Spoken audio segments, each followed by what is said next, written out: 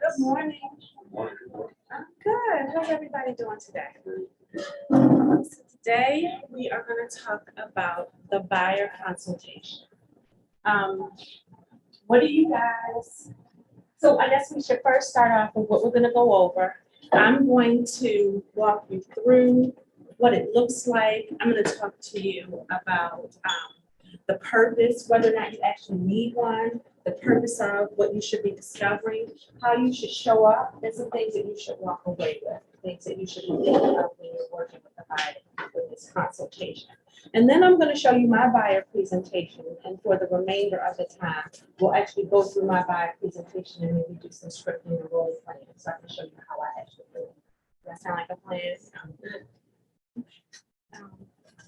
So my first question to you guys is, well, I guess just to tell you about me. I'm Michelle Kellum. I am the newest productivity coach here. I'm an associate broker. I've been in business for over 20 years. I'm also a professional life coach and a productivity coach here.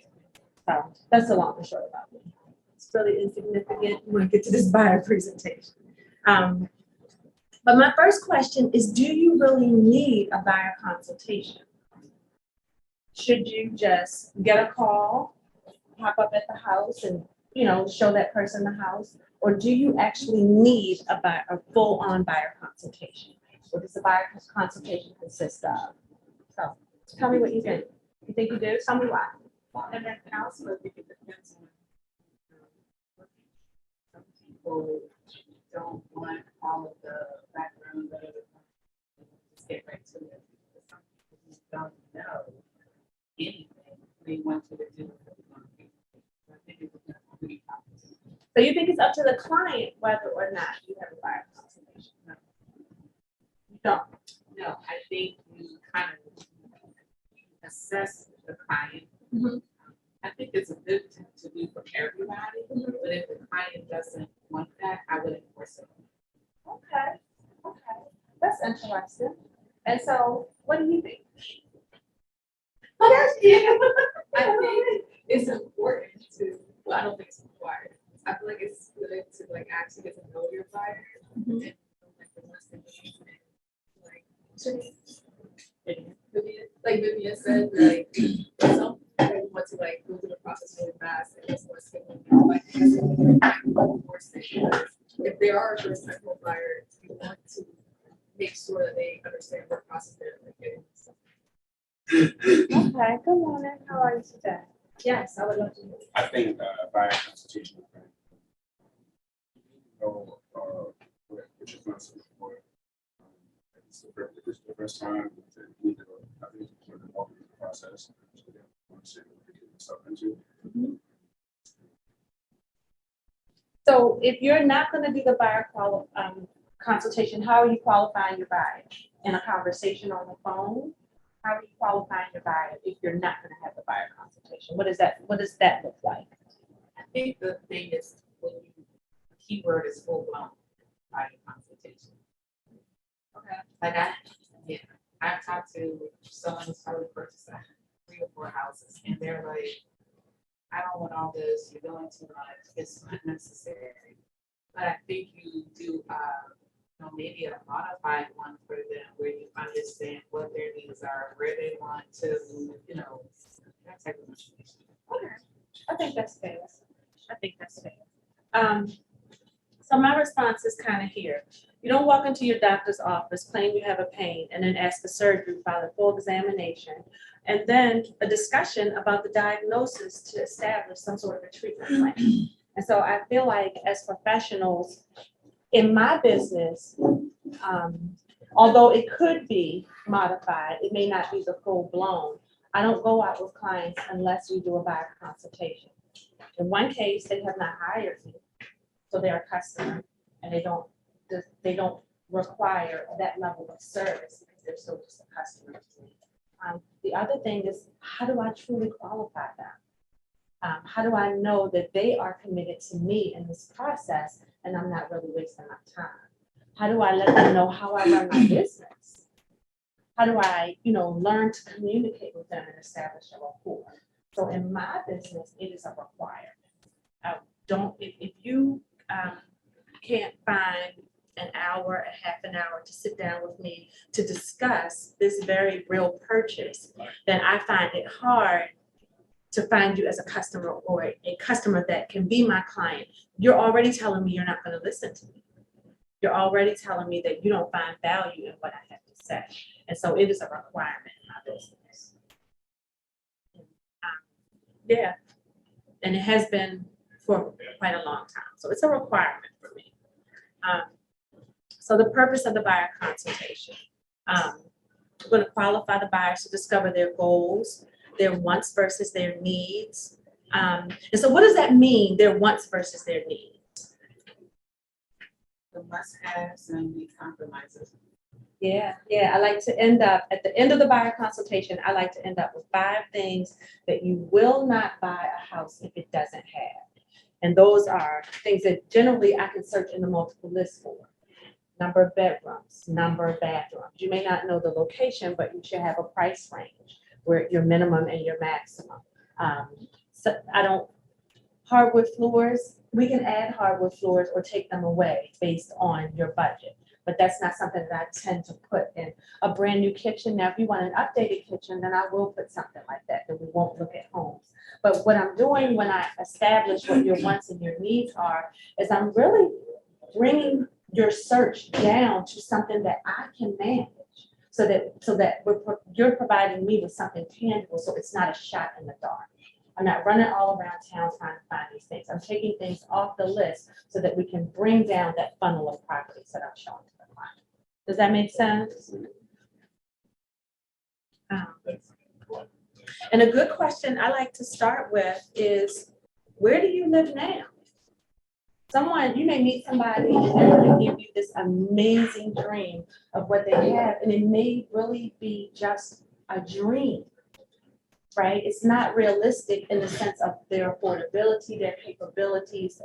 It may be something that they've seen on HGTV. It may be something, again, that is really not necessarily so. And so if we start with where they actually live now, and they know that you know where they're living now, that helps you to kind of level set and say, well, this is where we are. Maybe this is your next best step, as opposed to we're moving into $1 million property.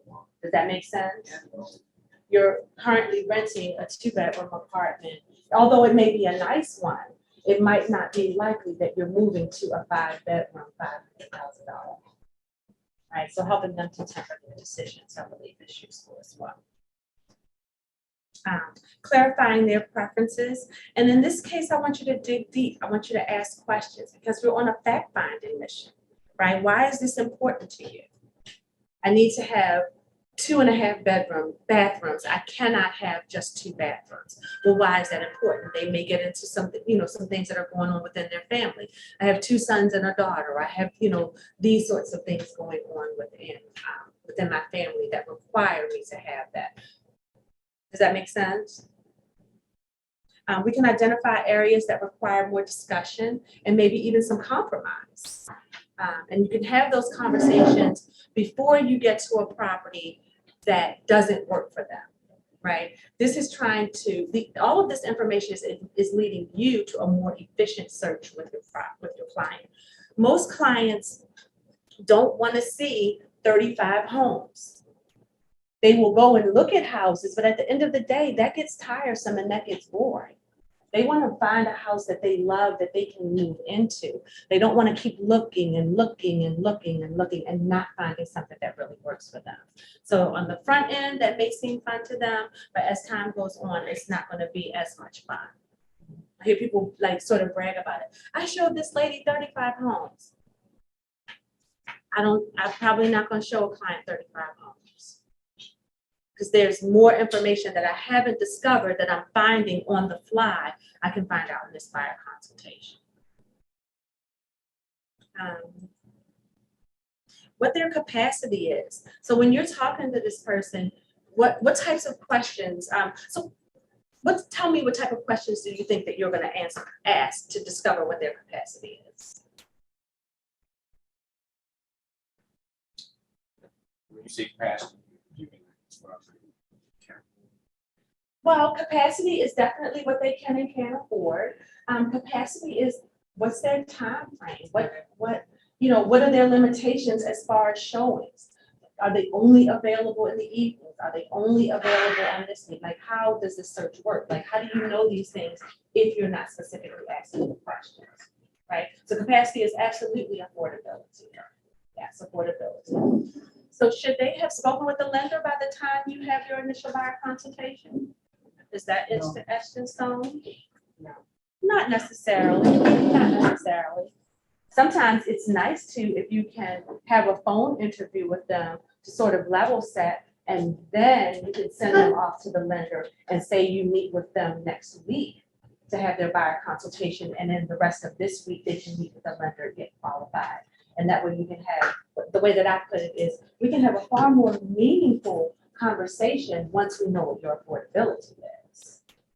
So, because we can actually start to look at some properties when we meet, if we know what your affordability is. If we don't, then what are we searching for? Right? Understanding those key facts is really going to be important. Commitment, their level of commitment. If they won't commit to sit down with you for 45 minutes to an hour, how strong do you think their commitment to the process is? It's pretty low. Yeah, but I also think it depends on.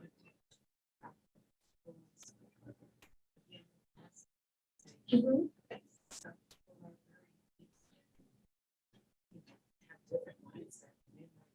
Like I just had somebody tell another realtor tell me, like, ask her to just go, because I don't know what all they have going on, but find a house for me. I do da da da da. And I said, that's jeopardizing your license. Of course you wouldn't do that. You have a fiduciary responsibility. Yeah. Absolutely. But that person's mindset is like, just go back.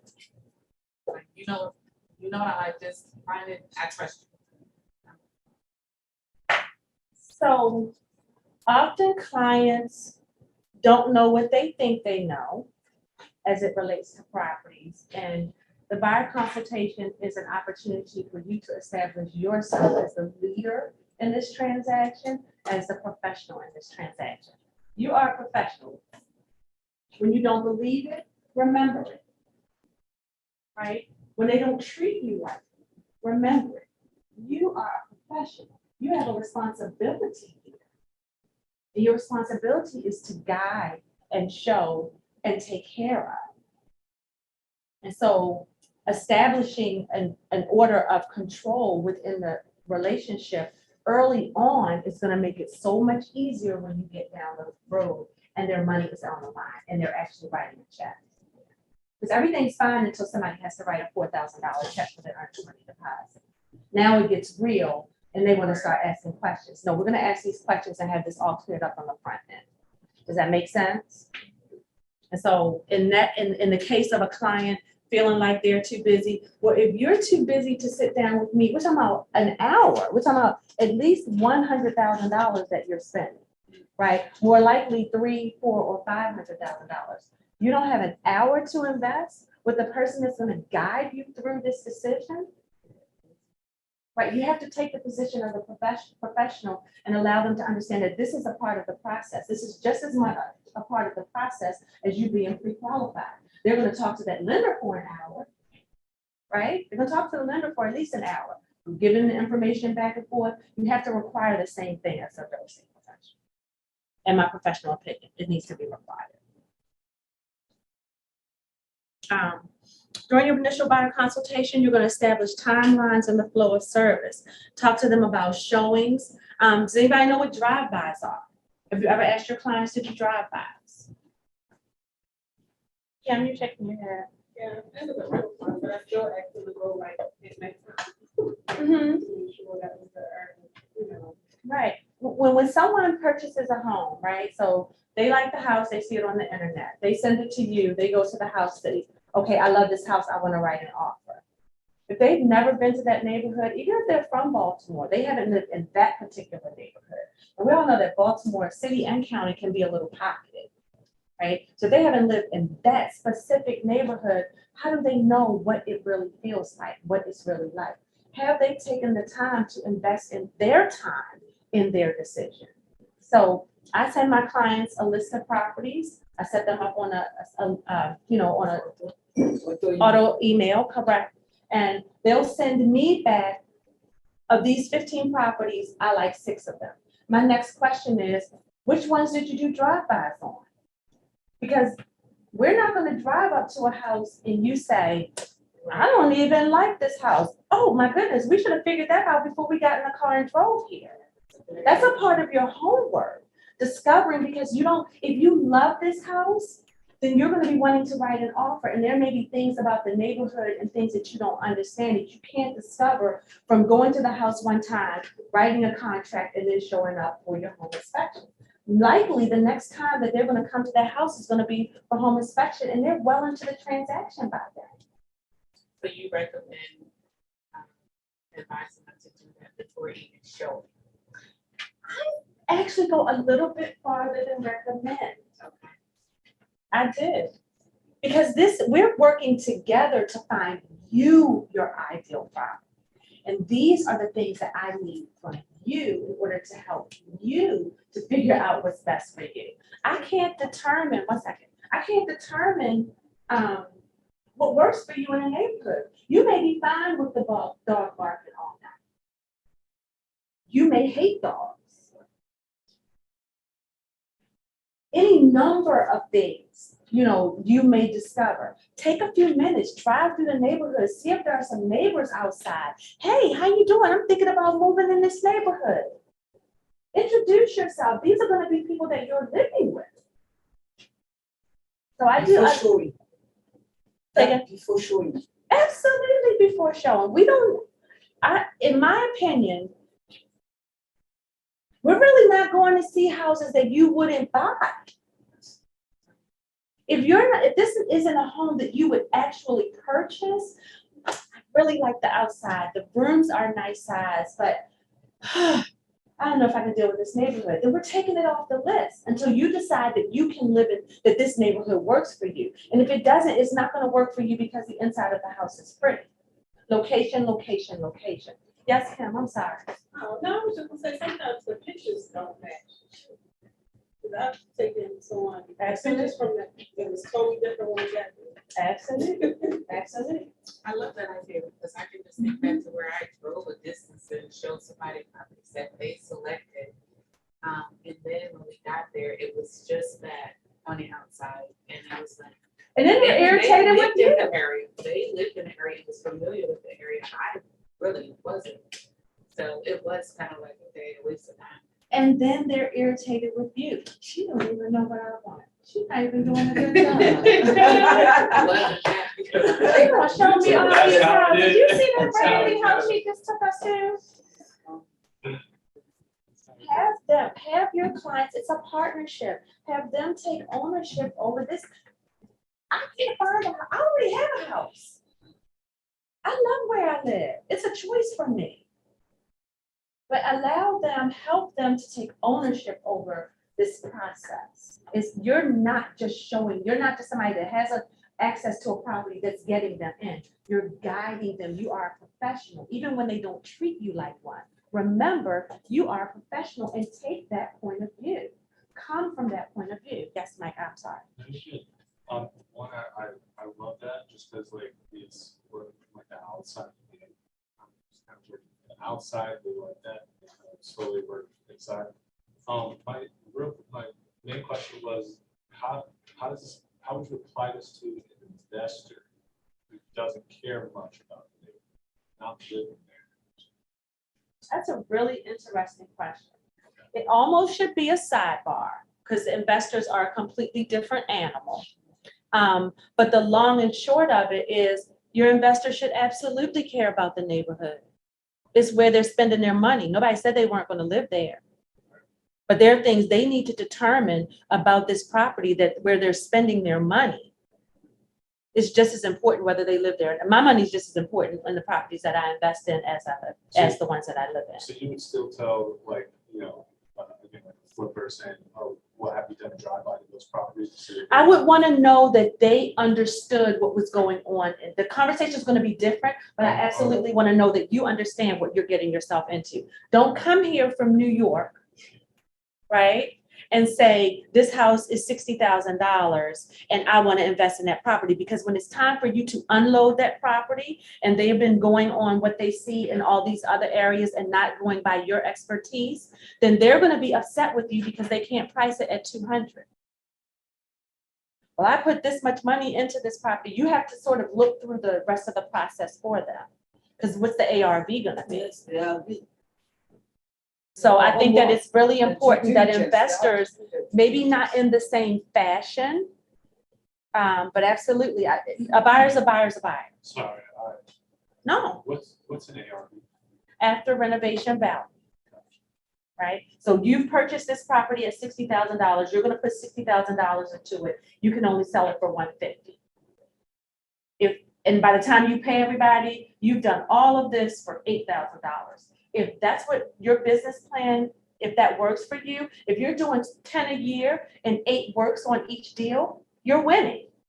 But your job as the investor's realtor is to help them to understand, or at least have the information for that process. Make sense? This is your business.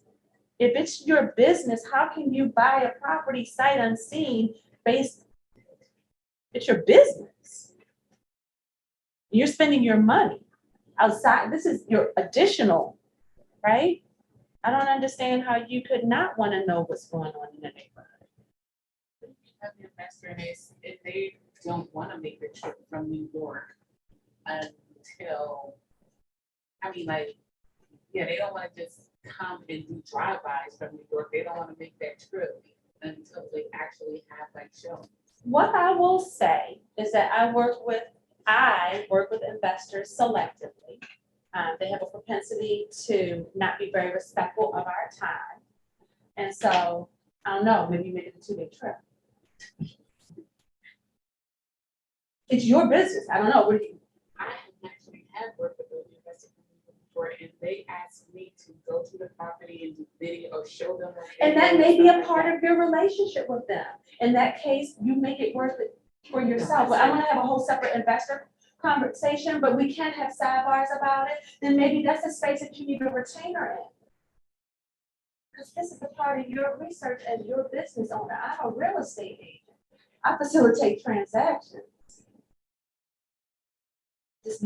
You're a professional. Yeah. And you have a list of services that you offer. Be clear what they are. You can't allow your customer or your customer, in most cases with the investor, or your client to determine what your list of services are. And I'm not saying be inflexible, but understand what your services are, understand what you're offering them, and understand the value of a drive-by and them being invested in their process. At the end of the day, they're going to point to you and wag their finger and blame you anyway. Does that make sense? You are a professional, even when they try not to treat you like one. Establishing, so drive-bys was a big one. I have a question. Yes, How ma'am. do you tell a buyer that she should drive by before you go out? Oh, I think it's such a good idea. These houses are really, really nice. Did you do your drive project? Because I mentioned the drive-by when I'll show you when we go into the actual presentation. I mentioned the drive-bys in the presentation. By the time we've left the buyer consultation, I've mentioned drive-bys, the benefits of the reasons you should at least 4 times. So I'm not asking them a question.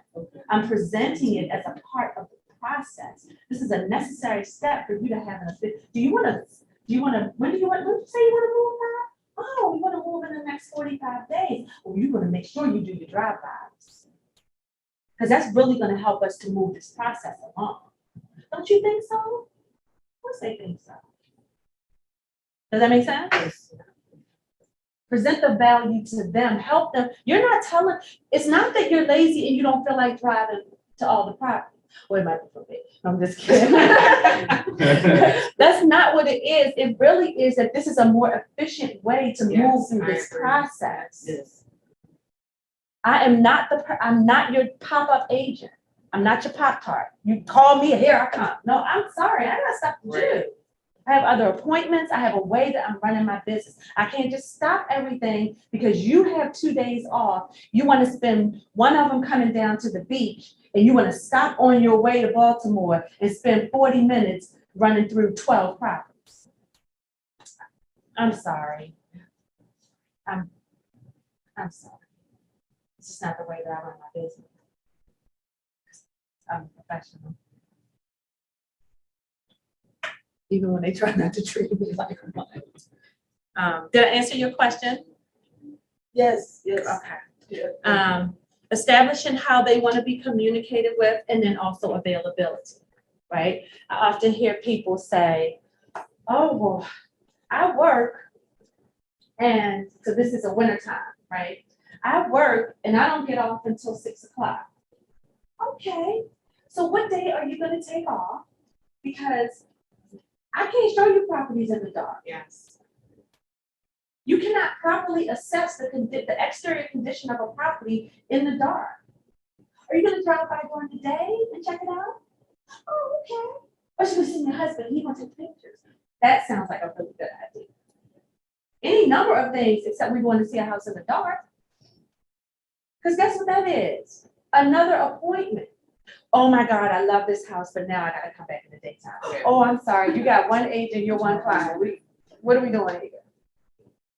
Because now it's a priority. Now you want to take time off. Well, I'm going to take off next week and now the house is gone. Yes. And you're the agent that lost them the house. Yes. Because you didn't require that they do their homework. I wouldn't say it's like children, but I don't negotiate.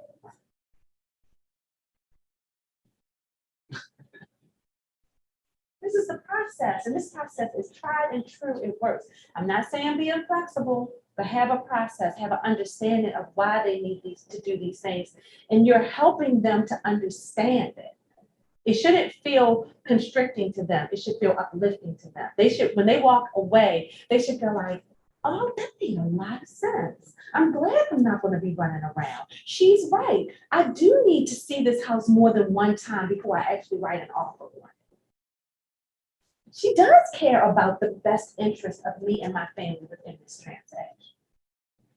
That you're coming from contribution, and that doesn't mean that coming from contribution doesn't mean that you let them run your business, but that you let them run all over you, that you let them dictate what the schedule and the showings and what that process looks like.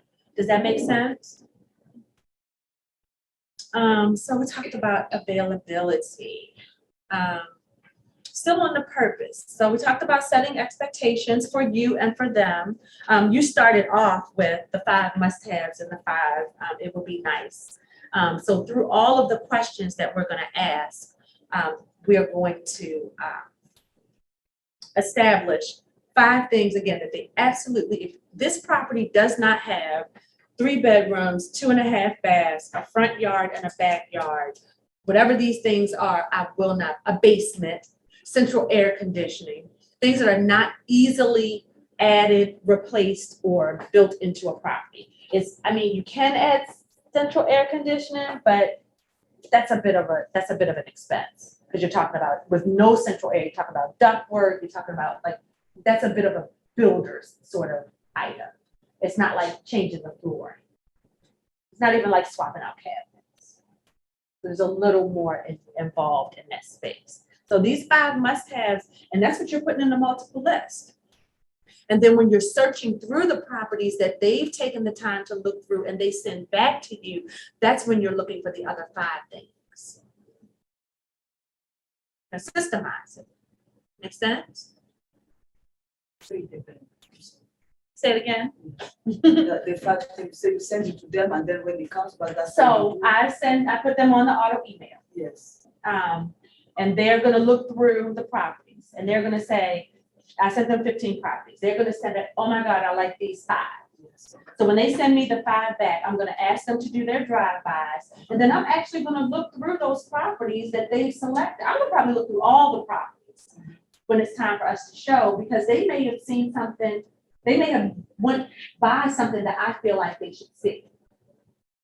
Right, so I'll take their 5 and then I'll go through it looking for the additional Not the must-haves, but the things that would be nice for them to see. Additional nice one. And then I look through the other properties that were on their search and say, Additional, that well, would be maybe nice. you can add this one in. I think it's close enough. You know, I think it's good for this reason or that reason. Does that make sense? Yes. Yes. So what if their must-haves are unrealistic? That's when you have the compromise conversation. Your job is not to tell them what they want to hear. Your job is to tell them the truth. Oh, but do you know what? If I could find a house that was $250,000 that had 5 bedrooms and 3 baths, I would buy it. Have you seen something like that? Oh my God, let me see. Show me where you saw that.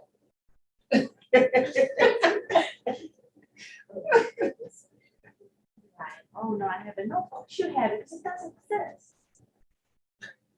But you help them to see how unrealistic it is. And you don't have to make them, I'm being funny, like you don't have to make them feel foolish, but your job is not to pacify them in this space. Because otherwise you pacify them, they're gonna continue to look for something that doesn't exist. And guess who doesn't get paid? Are you trying to be friends?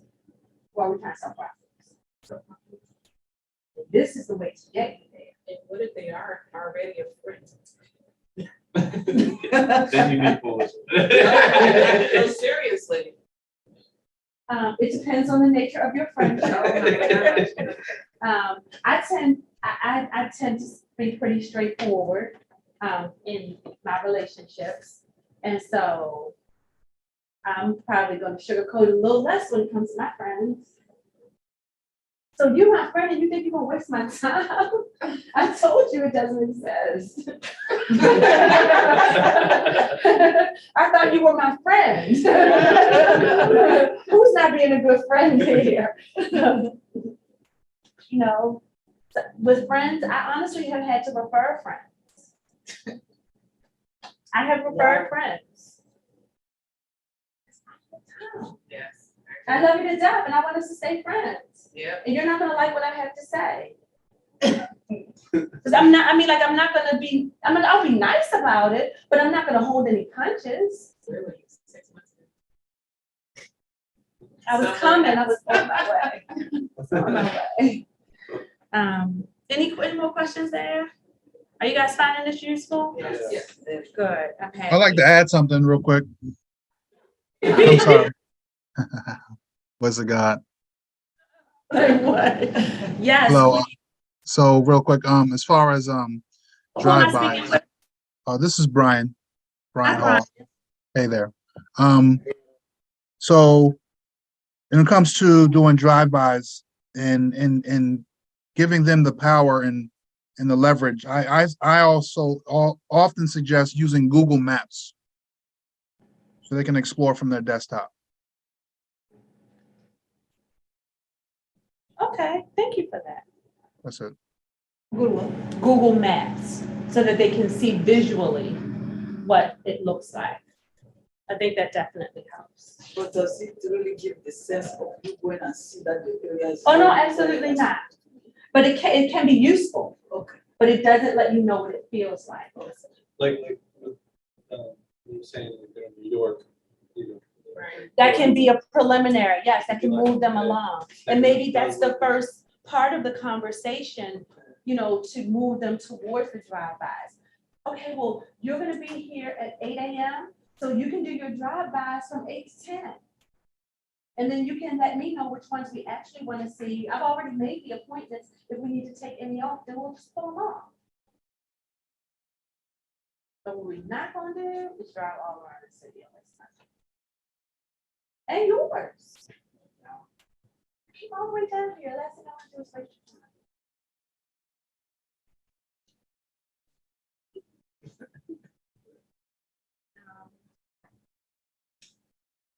time. Establish yourself as a professional. We've talked a lot about that today, right? Establish a leadership role. It is a partnership. You are working together to help them to find it, but you're going to lead them through this process. You're the licensed professional here. Remember it at all times. Do not allow them, because of your inexperience, to trick you out of your leadership role. The real estate commission's not gonna care. You're licensed now. Same responsibility that falls on my shoulders is gonna fall on yours. They don't care if I've been doing it 25 years longer. When you're standing down there, it's gonna be like, pay me. It's not gonna matter that you're a newer agent. I really didn't know, but you said you knew when you signed up for this. So take the proper precautions and always function from the professional's point of view. New, not new, 25 years in, it doesn't matter. You're not just establishing yourself as a professional, but you're establishing the buyer's role and their responsibility. Helps you to develop a rapport and build a relationship. But this relationship it's a new relationship. It's an important relationship. It's a relationship where money is exchanged. And so what do we have that's going to make this relationship easier, to make it smoother? Establishing yourself as a professional and being able to guide them through the process. When they look at you and they can listen to you and they're learning from you, it brings them in a space where they can fall back and relax some, like, oh, she does know what she's talking about. She has done this 1 or 2 times, or somebody told her what to do. Just imagine yourself in a new situation when someone is educating you or trying to show you something and you know they don't know what they're talking about and you know they don't have any confidence at all. You're like, let me try to figure this out for myself. Right? I'm going to try to figure it out for myself because I can't trust that they know that they can guide me. But when you present yourself as that professional, then you can. Make sense?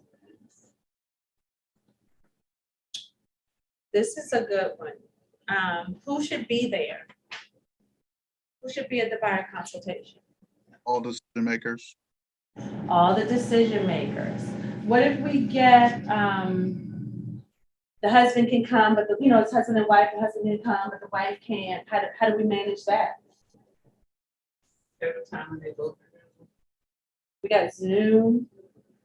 One person can be in person, one person can be in Zoom, both can be on Zoom.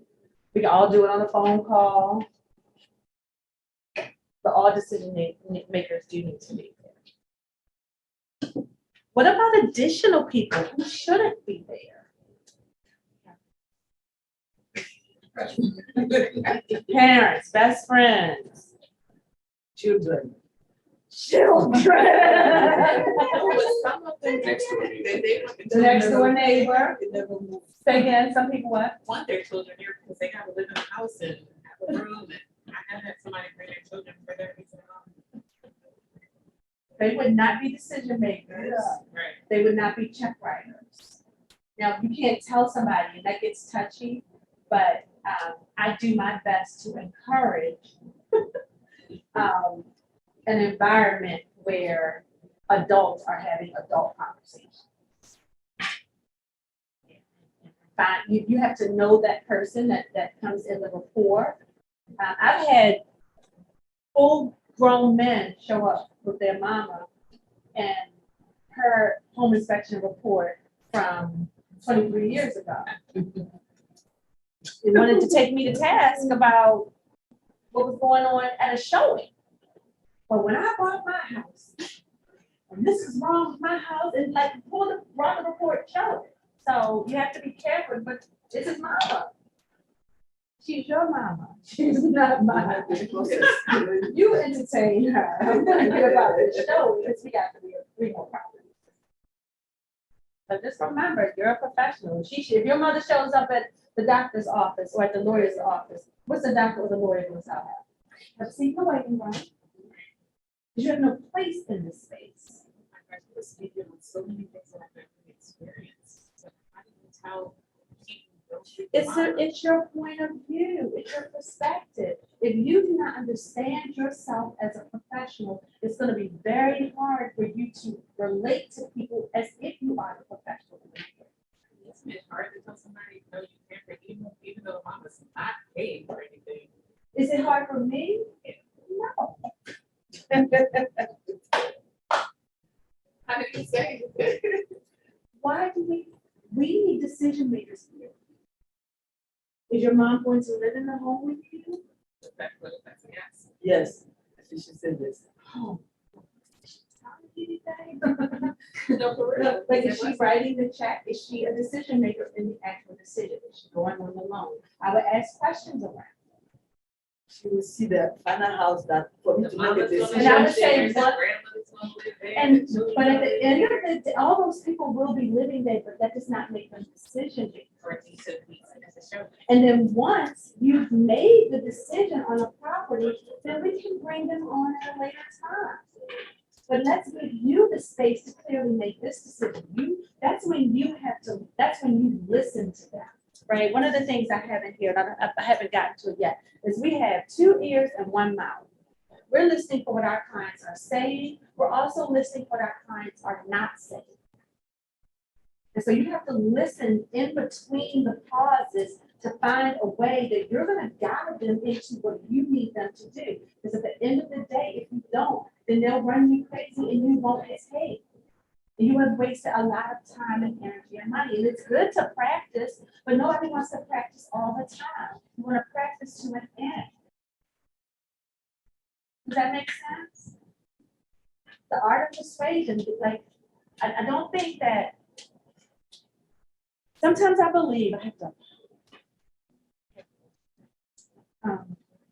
You have to read something outside of the millionaire real estate agent. The art of, what are you reading? What are you taking in to build your skills? What classes are you taking to help to build your skills to persuade people to do what you want them to do? How do you know? It's not something that we come here with. It's not often a transferable skill. So this is a skill that you need to develop.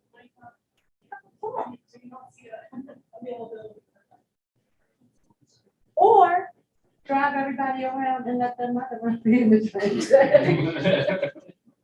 Right? But you have to strengthen that muscle on your own so that you're more proficient. What are you taking then? You want to be a professional real estate agent? Turn the television off and read a book. So we all take classes. But the thing is that the person is say, okay, I want my boyfriend to come, I want my boyfriend to do this, my girlfriend has to see it. She's not signing, but she's kind of a motive person behind. Decision maker behind the official one. I understand. That brings it back to what, like you said, right? Have to give them that space for just the main decision maker. Yeah. And then when they do decide. And then you can, I decide on understand the want to show it off and to share with loved ones. You have to help them to frame it a little bit differently, right? Help them to frame it a little bit different. I know that you really want to show her everything, and we'll get a chance to show her later. But at this point, we're gonna make the decision on what's best for you. Because 5 years from now, when you come to me and you want to buy this house, you're gonna have expected me to help you to make a good, sound business decision. Might not even be friends with this person. This is about your money. This is about building financial wealth. Often the single largest purchase that any individual is going to make. This isn't time to play and hang out to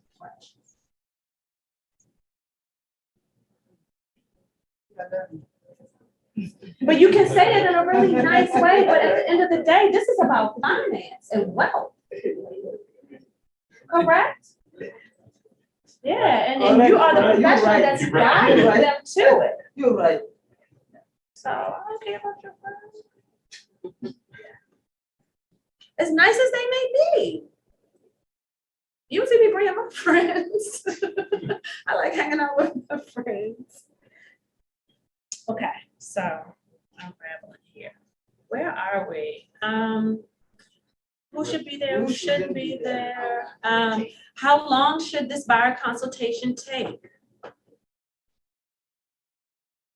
30 minutes, 45 minutes.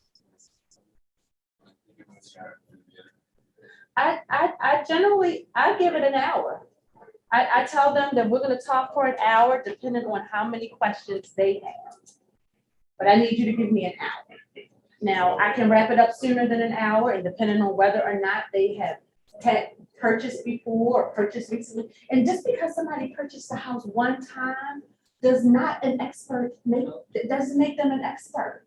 Not at all. Good job, you did it one time. I do this 33 times a year. Things have changed since you first started. And picture me coming to your job. And because I read the book on the manual on the computer, I can do your job now. Give them that example? That's a really good example, because people they take their jobs, say, oh no, you couldn't do my job. Right.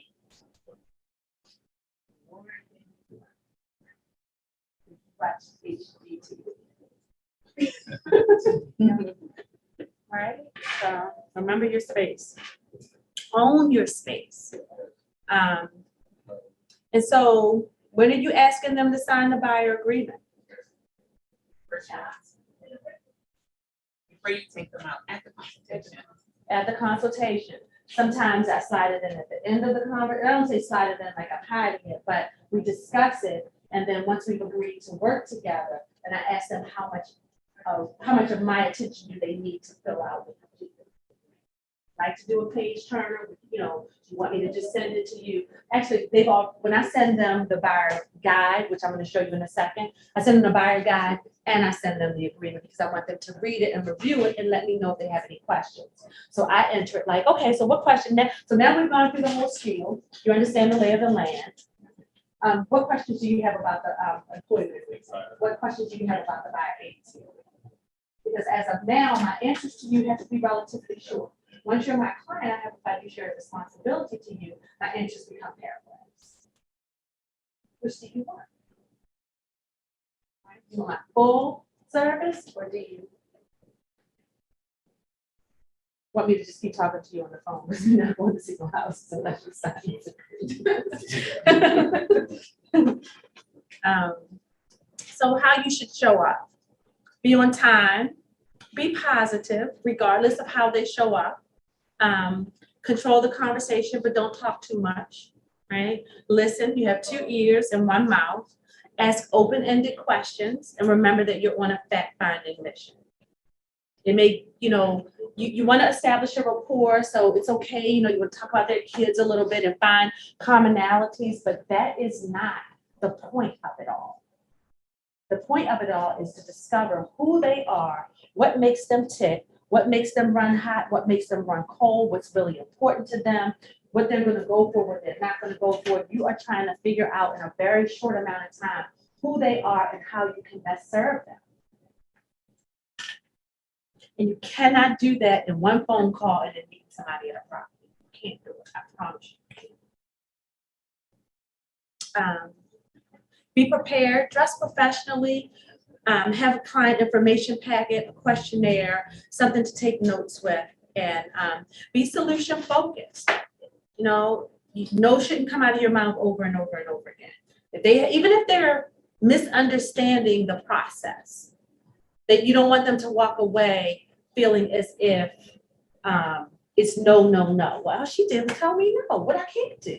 What's not going to work? If there is a no, then you should have an answer for it, like a solution. Maybe this is a better way to try it, or maybe we should do this. Here are 2 other options to get to the same place. Does that make sense?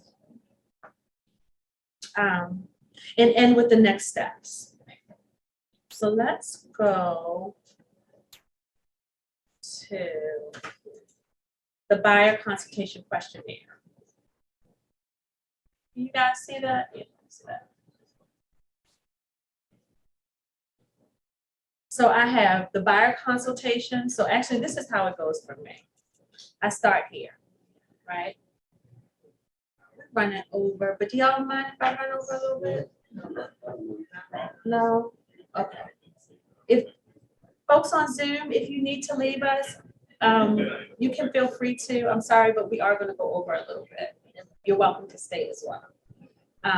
So this is my buyer consultation. Lots of them in KW. I mean, within Command, right? That's where they are, right in Command. You can go in and you can personalize them. This is mine. It's probably 20 years old. And so these are basically my talking points. I sit down and I talk to them about why they need to use a realtor. And these are all the key things that, again, showing to them that I know what I'm talking about, that I am the professional, that I can explain all of these things. And these are the benefits of working with me, their realtor. We get into the 10 steps of buying a home. This easily leads you into affordability, getting qualified, all those sorts of things. Does that make sense? Always plugging yourself, finding a realtor you can trust, getting pre-approved for a mortgage. Take a home education course first. Absolutely, absolutely. This also gives them the flow. You got to have some money. You need decent credit. You need to educate yourself. And then you need to find a realtor you can trust. Right? Then you need to at least be pre-approved for your mortgage. Now, after those things are done, now we can go shopping, which leads us to actually making an offer. Can't go to a home inspection and check on the condition of the property until you're under contract. So we get to explain that in that space. After the home inspection, basically as a realtor, your job's done, other than a final walkthrough. For their intents and purposes. On the back end, there's a lot still going on. You close on the house, you move in. How to prepare for house hunting. Don't ask for too many opinions. But this is where we have this conversation, and this is where we're educating them, and this is where we're pulling them into our version of this process.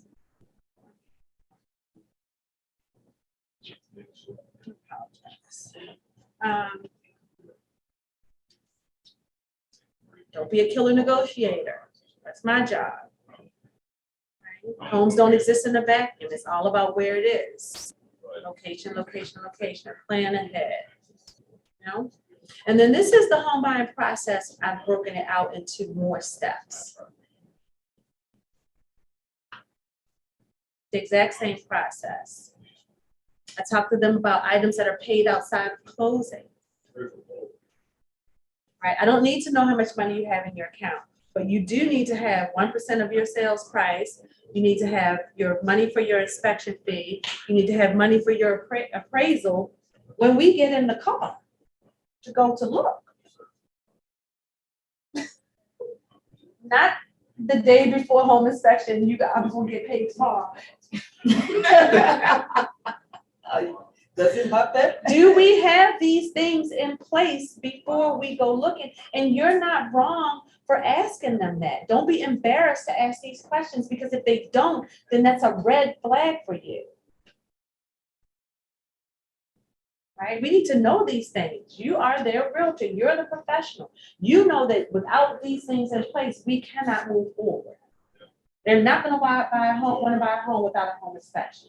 And in today's market, nobody's waiting 25 days for you to get a home inspection. So you have 10 days to get a home inspection and pay for your appraisal. So that means when we get in the car, because my assumption or my goal is to help you to find a property that you're going to write an offer on today, right? Then you need to have those funds available today. What if there is more than one offer on the property and they want you to have a home inspection in 5 days? Have these funds liquid. Oh, they're in a savings account that I can't get to. Okay, perfect. So when you get those funds accessible, then you can go on to start looking at property. I did have those down as kind of like the funds that they need to come to, have prepared to pay out of pocket, but I didn't have home insurance in there. Home insurance is not the first 10 days. Home insurance is that, if it's a 45-day contract, it's like the week of closing. That can be done a little bit. So the sheet that I have has paid POCs 0 to 10 days, and then or the first 10 days, and then it has 30 to 45 days when the home insurance is actually due. Sure. Yes. I just really like your layout of everything. I'll share it. Yeah, I was gonna say. I don't mind sharing. I do not mind sharing. I do not mind sharing. Somebody shared it with me. So, yeah, I know somebody it's shared. 25 years old, but I still like it. Right, and it's been tweaked, you know, it's been tweaked, so I do not mind sharing it at The all. earnest money. I think how I much- can find, I'll try to find the, like, not the PDF version of it, so you don't have to like redo everything. I'll do my best to, and then you can add pages that you want. I'll be happy to share it, that's no problem. The earnest money, how much? It's typically 1% of the sales price. Typically 1% of the sales price. For the homeless? No, for the earnest money deposit. Typically in a retail situation. Now, here's a little tip. Make your offer stronger by a larger earnest money deposit. Present your client as stronger, more liquid. That's a way to, that's like a negotiating tip. How do you make your offer stronger than someone else's? They only need $5,000 for earnest money deposit, but you put down $10,000. Maybe you're not, again, one other little tip I'll throw in, when it comes to negotiating a contract, say that your buyer is not necessarily comfortable going over the asking price. What's another way to sweeten the deal for the seller? Transfer and recordation taxes that the buyer pay all of. Another 1.5% that goes to transfer and recording taxes. Then you can, instead of splitting them equally, the buyer, their closing costs are gonna raise. That way, it doesn't matter what the appraisal is. The deal is just a little bit sweeter for them. So the buyer pays 100%. Of the transfer and recording taxes. Just look, just, you know, throw that out there. What happens next? This gives you the opportunity again to shine and show them what you know. You're going to tell them all about what happens during the title process. Because that's basically what we're talking about right here. Now we talk about agency and agency relationships. This is a great place to do what?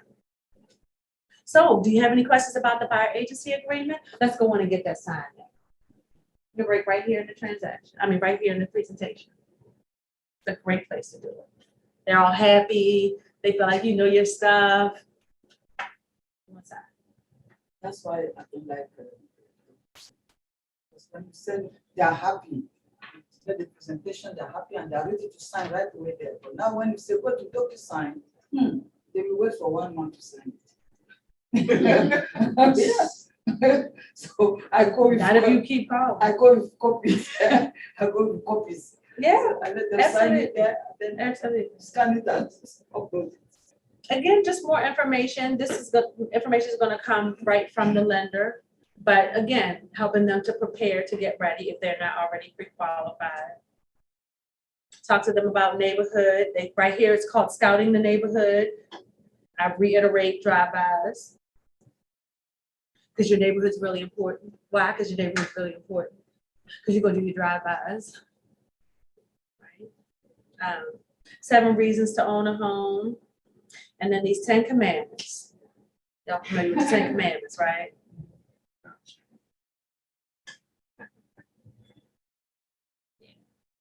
Might not want to do any of this. Information about inspection. Again, when we're moving. By this time, they're disengaged and they don't care anymore, quite honestly. But you can go through it in as much as they need to. The bulk of the information is in the beginning of the process. So after we go through this, after they sign the buyer agency, now, because this all has to be done, that's why I need an hour. Because this is 25, 30 minutes. And that's even if I'm kind of moving through it, because I'm not reading everything to them. I'm talking to them about it. Because my expectation is that they've already had it for a few days and they've taken some time to look at it. So maybe they did. I've sent this to them along with the agreement, yes, everything except the actual questionnaire. Correct. In preparation for our Zoom. Because COVID didn't begin, I could just Zoom. But this is when I get into these questions. So after we've done the broad strokes, now we're going to get to the good part. Now we're going to really start to talk about the property that we're going to be looking for. I'm gonna ask you these questions. You may not know all the answers to these questions. These questions are to prompt you to begin to think about it. It's okay if you don't know. It's okay if you've never thought of some of these things before, but they are things that we're gonna be looking for, variables that matter as it relates to your search. And again, this is about fact finding. You're listening for what they're saying and what they're not saying, right? Who's gonna be at the home? Who's gonna be spending more than an occasional night in the home? This is when you have the conversation about the parents or the parents that are from another, state, but this is when you get more information. So you need 3 bedrooms. Well, how are these bedrooms gonna be used? And I apologize up front. I may have to get into your personal business a little bit. Our relationship's gonna be a little personal. I know you don't really know me yet, but it's in order for us to effectively handle this transaction, I'm gonna have to get into your familial and your personal business a little bit. Who's gonna be spending more than an occasional night at your house? That's personal. But I need to know. Because what I don't need is to get to the property and you're like, oh, my mother comes every other week, and where is she gonna stay? What mother? I didn't know you were. I didn't know she was a part of the search, but you didn't take the time to ask. And this allows you to get to know the person. This brings down so many barriers when you can get to know them. What's going on in their family? What's going on in their life? How do you properly serve somebody if you don't have any idea of who they are, what their life looks like? I feel like you do them a disservice if you don't take the time to get to know them and find out how you're going to facilitate their transaction. Make sense? I also just want to say, like, Yes. having everything you have right there, where you're like, it's kind of like the questions already there, and then you have it there, so again, you're dealing with so many clients. Come back, look at that, it's like quick, okay, And you know what else? When they try to change the parameters, you're like, oh, okay. Well, when we met, you said A, B, C. Now you're saying D, E, F. Okay, so are we changing our 5 things? Is it time for us to go back to the table? That's fine.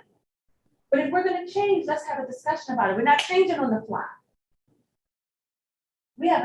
We're working to establish something here. And after we've established, that's the platform that I'm going to work on. If it changes, it's really okay, but we have to collectively make the decision so that I understand if you still want me to guide you through this process. Make sense? It gives you a way to hold them accountable for what they said, they're interested in, because buyers are liars. Sorry, I don't know if I'm supposed to say something. Keep forgetting this to record it. That will get me in trouble. You want to talk to them about their lifestyle, right? And a lot of times people don't even think about this. Like, what do you like to do? Like, what do you like to do when you get home from work? You may have a family where the husband goes in the basement and does his sports thing. The wife does her thing, at a computer. But then when you're looking, you're imagining this family in this house because you want to have space for him to do his thing and her to do her thing. But if you don't ask these questions, if you're not getting down into their family and getting into the details, into the weeds with them a little bit, then you can't best serve them, in my opinion. Do you have pets? No, but we're going to get a dog. That means a yard in most cases. And it doesn't mean that you don't buy a house that doesn't have a yard, but it does say when you go to a house and it has a really small, is this going to be enough yard for you and the dog? You said you wanted to get a dog. Is this going to work? Oh, no, no, this is going to be perfect. Or maybe they're like, forget that dog. I like the house. You don't know, but it's not your job to make the decision, but it's your job to have them have the most awareness possible around the decision that they're making. Once they start writing checks and signing contracts, they're kind of locked into that situation, meaning that there's going to be consequence or some sort of maybe financial repercussion if they want out. So you want to make sure you help them to cover all their bases. Yes. Would you still you wouldn't get personal, I guess, with an investor, right? No. Investor is a whole different conversation. Gotcha. Investor is a whole different conversation. What I say about investor is the main thing you have to worry about with an investor is making sure that he's not getting you to write his business plan. Because that's what they want you to do. Oh, I want you to tell me what house I should buy. I want you to tell me. No, that would be your business plan. If you'd like for me to write a business plan for you, I can consult. But that's different from what I do as a real estate agent. Make sense? Because guess who's going to be held responsible? You told me to. I'm not your business advisor. Unless you paid me to be. Make sense? Yeah. Location. And so this could get a little tricky. So they'll be like, you're like, well, tell me about your ideal location. Oh, I can live anywhere. Yes, you should say that. Where your kids go to school? You know, where do you work? Dig into those questions. Where do you work? What's your maximum commute? That's a big one. Oh, I'm not driving more than 15 minutes. Oh, then you don't want to live in Columbia. You don't even want to live on the other side of the beltway. But it's again helping them to be aware and to kind of self-discover. Make sense? So you're not making the decision for them. You're not asking them the questions to block them off, but you are helping them to putting bumpers on the bowling lane, right? So that they can come to a decision. I have a question. Yes, How do you ma'am. find a house with sun to somebody? It's sunny, I want my house to be sunny. Sun. How do you find such a house? I don't. A lot of sun. Yeah, very lot of sun. That's a personal thing. And once we get inside, you can determine if it's enough sun for you.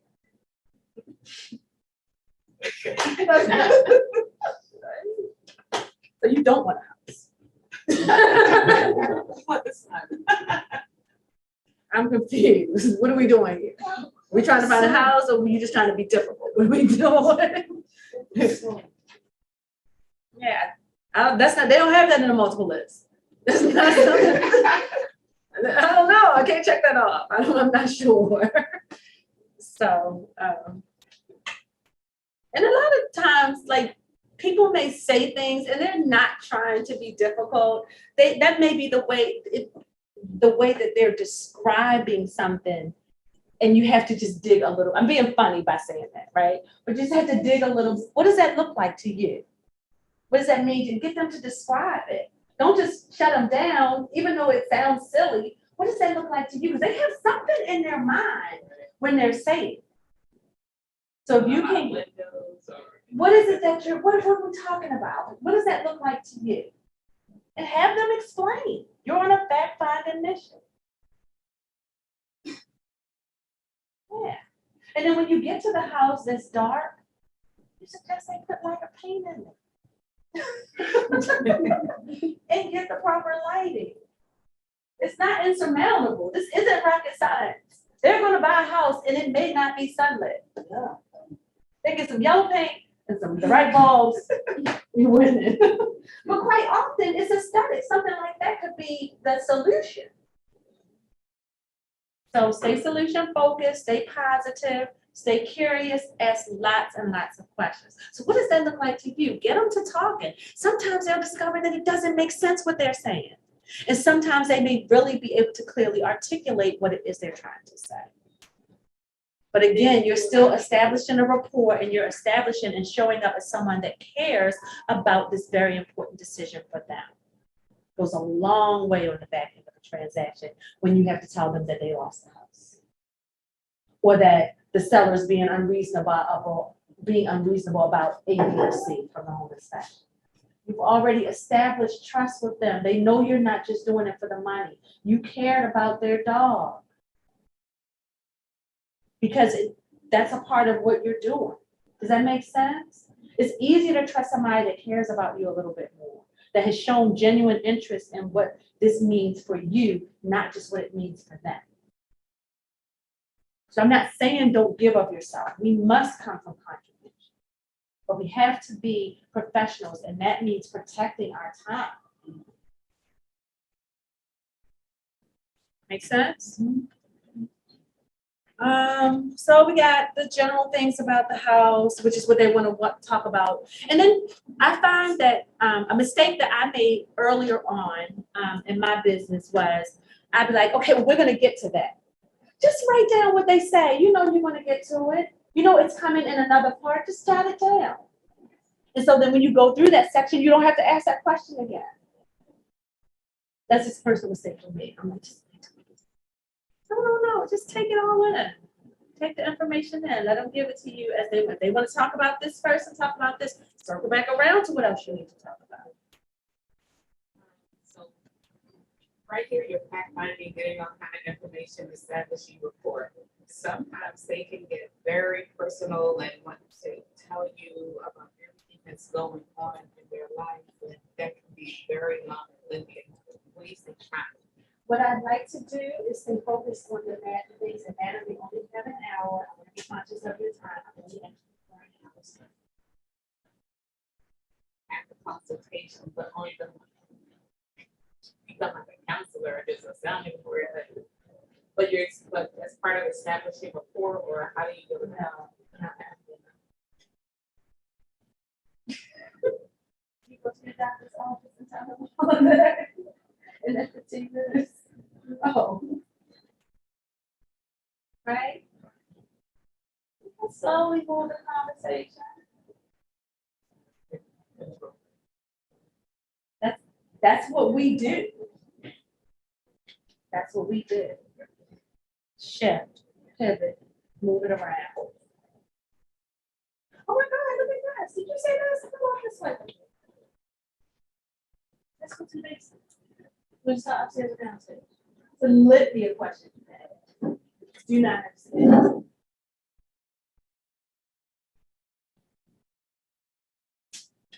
Then sometimes they get mad after they show you all their personal business. They all mad at their husband, and now the husband comes and they looking at you like you did something wrong. And you're like, I didn't even do anything. Right? So you just that personal. We're not friends. Make sense? Maintaining that the wall of professionalism in a polite way, mannerly.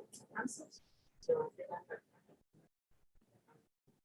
a lot of things can be offered, delivered straight up with a smile.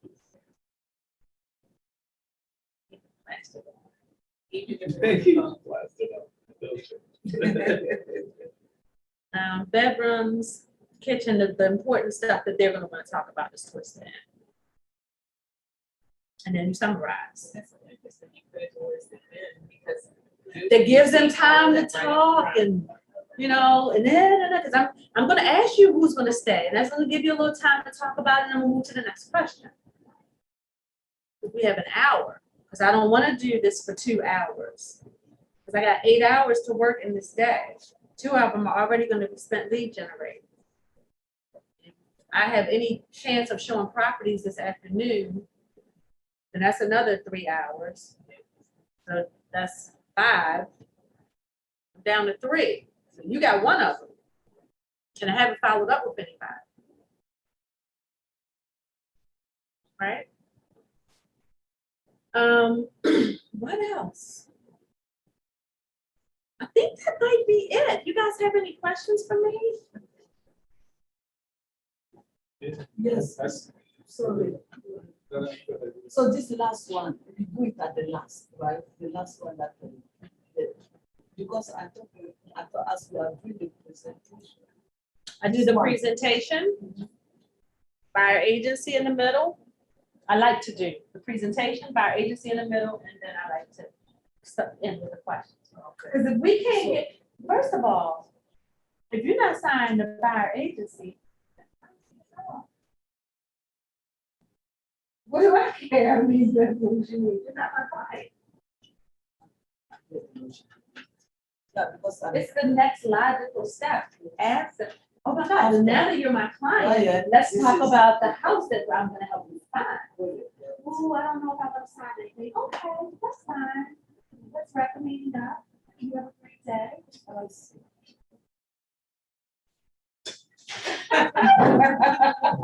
The log out right there.